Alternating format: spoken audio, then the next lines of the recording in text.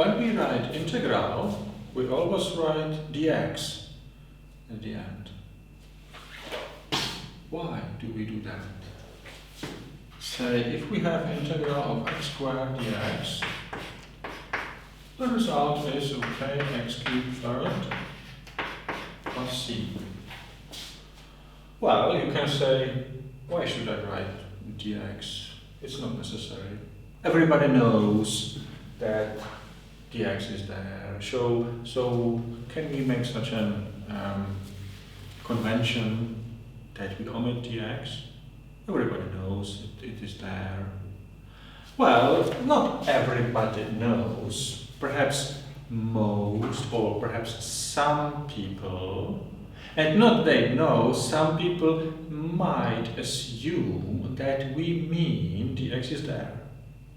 But it's not so safe. Consider the following integrals. Integral a, b, c, dA. Integral a, b, c, dB. Consider integral a, b, c, dc. And finally, consider a, b, c, dx. You will see 1, 2, 3, 4 integrals. 4 identical functions and 4 different results. Let me show you. If we integrate dA, then a is the integration variable, and multiplied by c, multiplied by b, these multiplicative constants can be factored out in front of the integral, and we have b times c times integral ADA.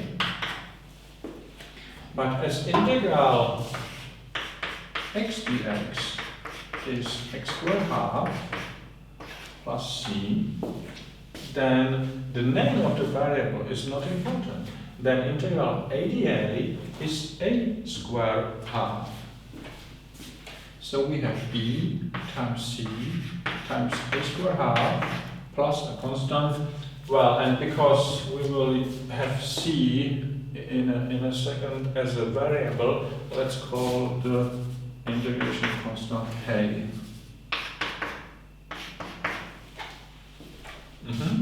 What about the second integral? If we integrate dB, then a and c are two just multiplicative constants, and we can factor out these multiplicative constants in front of the integral, and we are left with integral dB, which is using the same reasons as x squared half.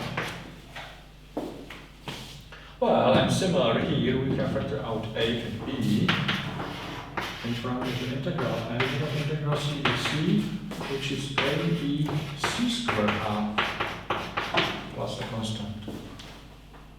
Well, and what about integral abc dx?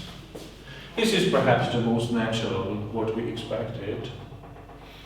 But then abc is multiplicative constant, and we can factor out all these 3 letters in front of the integral, and we have integral of 1 dx. And integral of 1 is a function such that its derivative is 1, which is x. So we have a, b, c, x plus k. So 3 identical functions, 3 different results. So the differential is really important, especially in physics and physical chemistry and chemical engineering, when we have more different variables, and it's important to say which is the variable that we differentiate with respect to and which is the variable that we integrate with respect to. So the differential is important, it belongs there. And besides, it has also a geometrical meaning or physical meaning that we will see in the next chapter.